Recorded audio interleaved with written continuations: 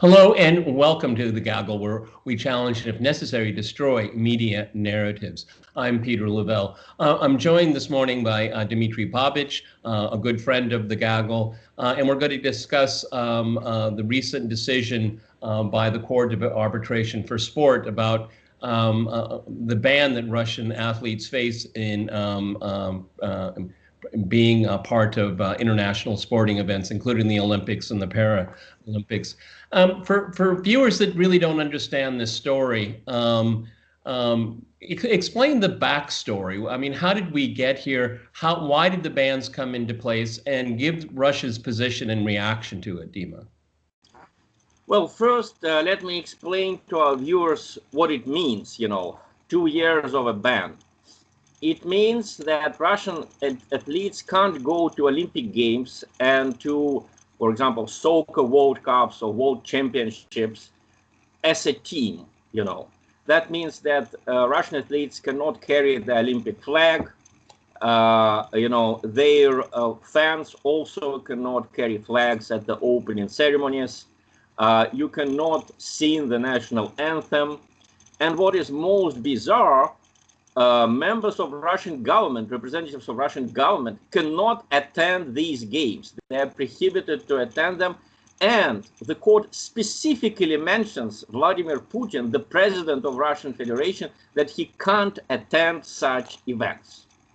Well, this is very rare that you would kind of discriminate against members of a government of a sovereign country.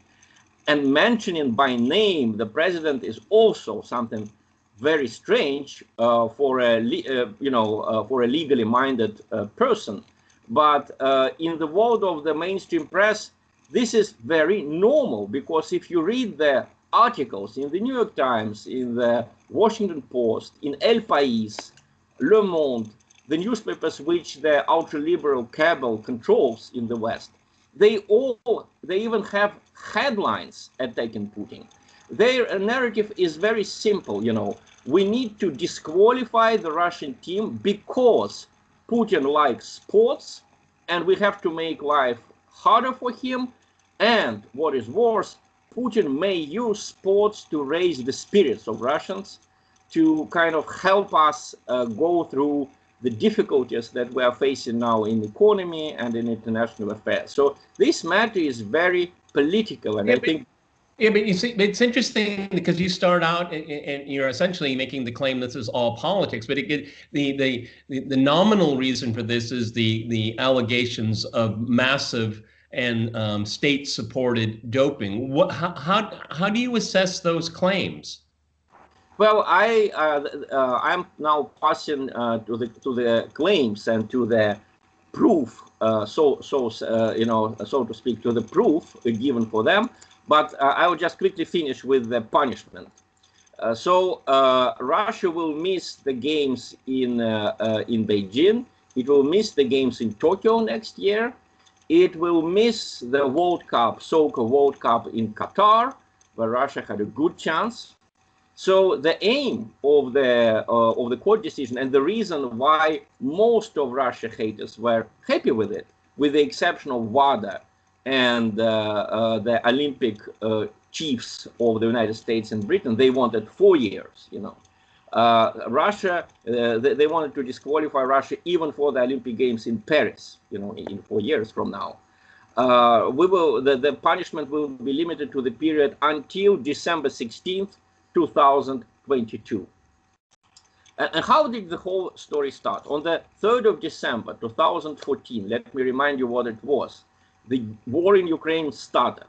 The Poroshenko's forces lost the battle. They tried to attack the separatist regions. They were defeated. And then suddenly, a German television channel named Das Erste starts, they come out with a program, Top Secrets of Doping, How Russia Makes Its Winners. And immediately, WADA takes this program very seriously. They appoint a so-called independent commission. You have the famous names now, Richard McLaren, Dick Pound, and they find this man, Grigory Rodchenkov. who basically goes to the United States. He doesn't even defect. What is his position, so everyone understands? Head of the Moscow anti-doping laboratory. So he was one of the top officials in Russia on anti-doping. And the problem is, normally in legal affairs, you don't trust someone who committed a crime, right? Or you don't trust someone who lied.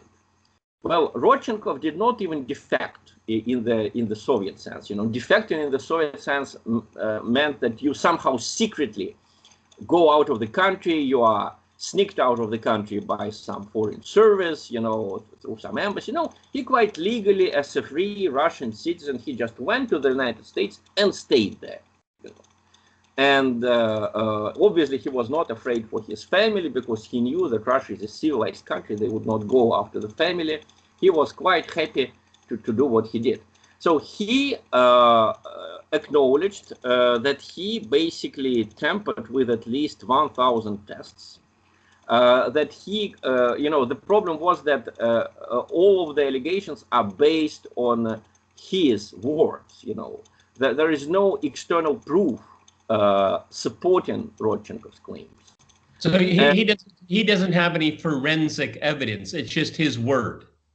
It's just his words, which are believed by the WADA, World Anti-Doping Agency, and also 3 years later, in 2019, actually even more, 4 years later, they found, that was the reason why the second punishment was imposed. What we are facing now is the second punishment, because the first punishment was that Russian athletes did not go to, the Paralympic athletes did not go to the games in Rio, and in Pyeongchang, in South Korea, Russians did not have a flag, did not have an anthem. There was this new terrible system of discrimination introduced by the International Olympic Committee, headed by the German guy, Thomas Bach.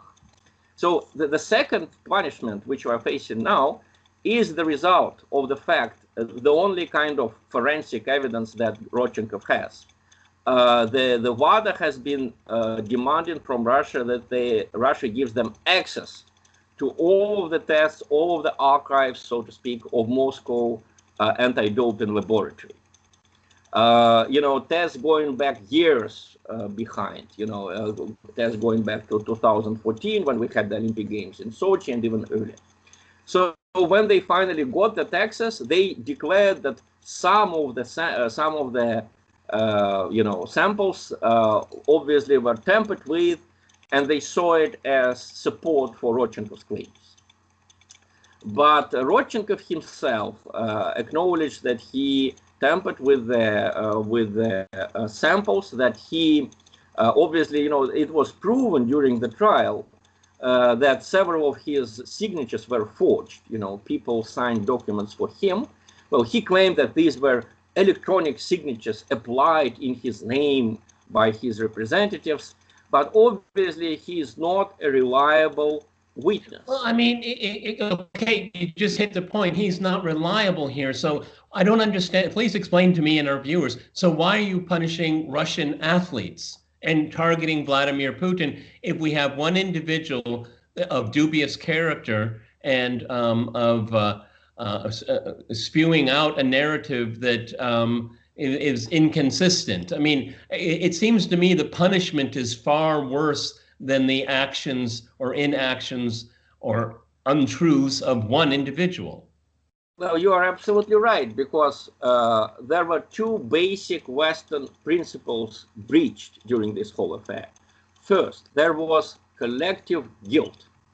So after Rodchenkov fled to the United States, and after the so-called independent commission accused Russia of drilling the hole and tampering with the samples, no one has seen the hole. No one was questioned about what that hole looked like, but they just said all the marker words like FSB, tampered with the samples using a hole. And obviously this was supported by Putin because Putin likes sports. There was, of course, no evidence found of Putin or any government members being involved except the fact that Rodchenkov was acquainted with the Russian sports minister, Vitaly Mutko, and Rodchenkov later, 3 years later, why 3 years later, published his, diary, just notes that he wrote every day in 2014, where he writes that he himself used this so-called cocktail doping on himself, and where he says, I met Mutko, we talked about something. So again, all the allegations against this former Russian sports minister Mutko, they're all based on Rodchenkov's claims or his diaries.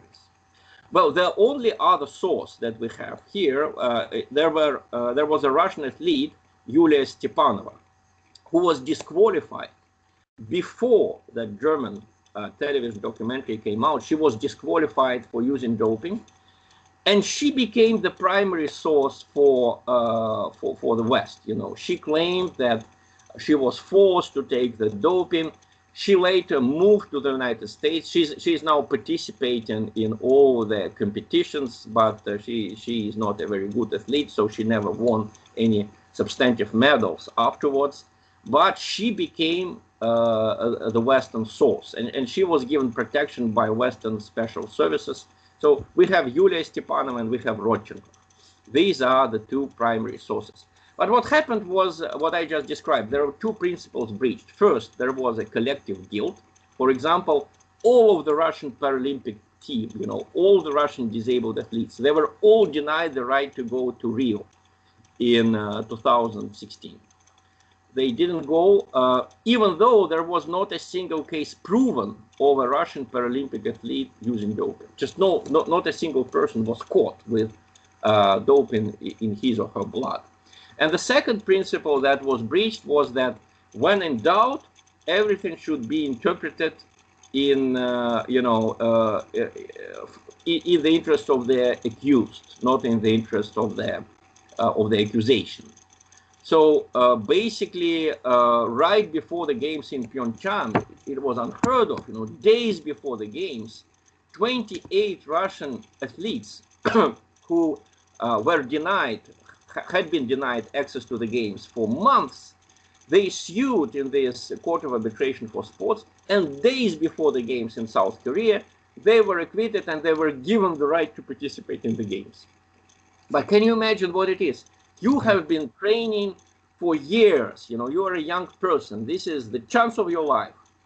And then several months before the games, you are told, no, you won't go because there is a state-sponsored system of doping that you don't know anything about. You were never caught with any doping. But and then, you sue, and then several days before the games, they say, okay, you can participate.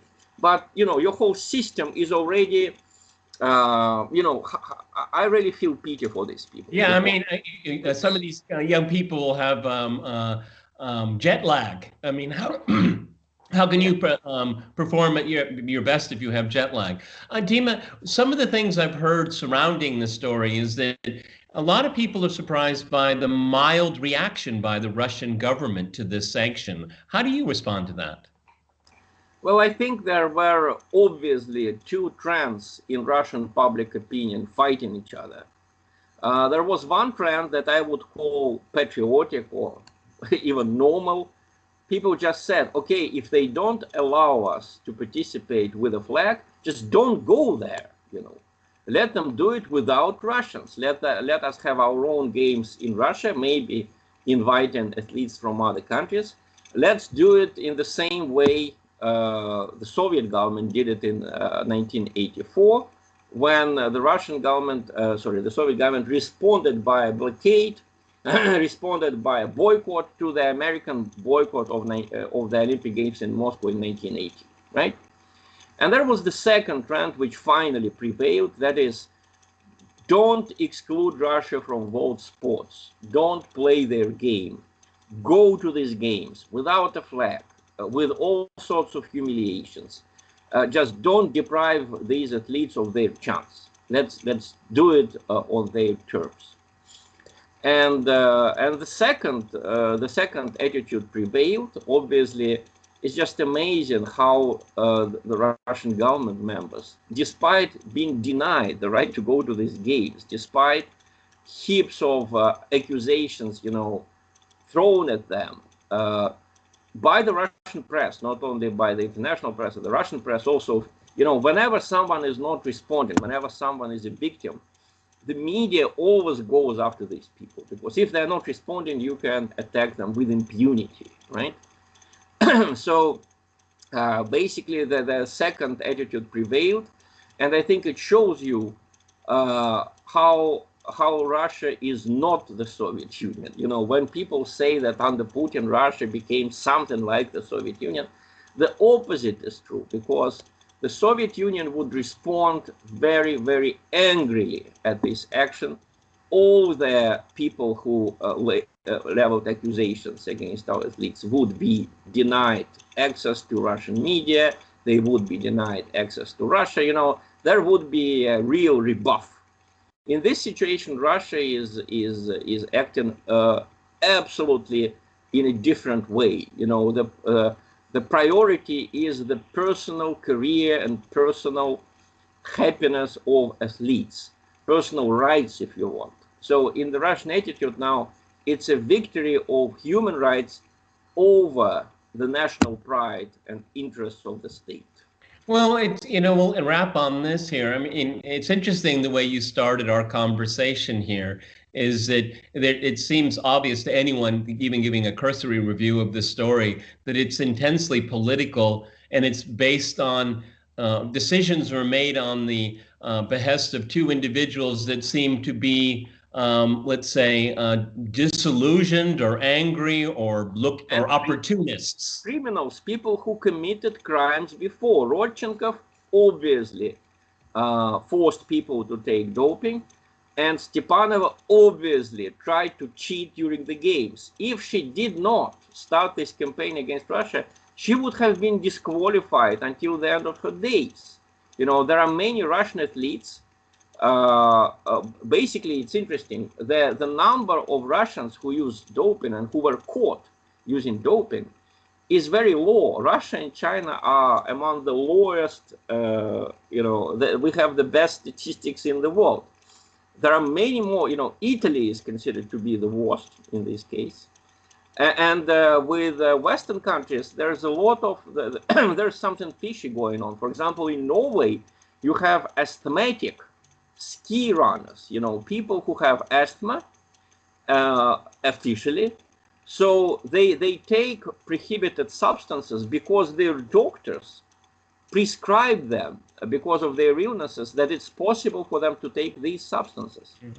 Russians don't do it, and Norwegians do it openly, and no one.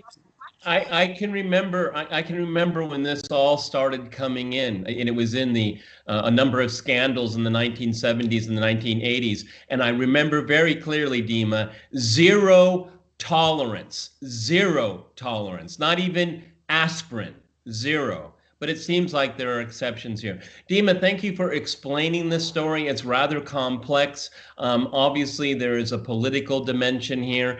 It's really, really sad that we see politics invading sports like this.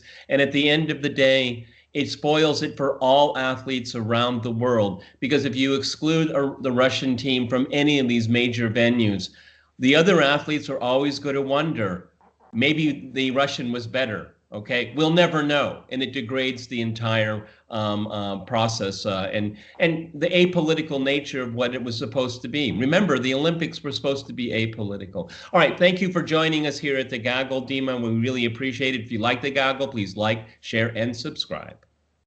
Thank you.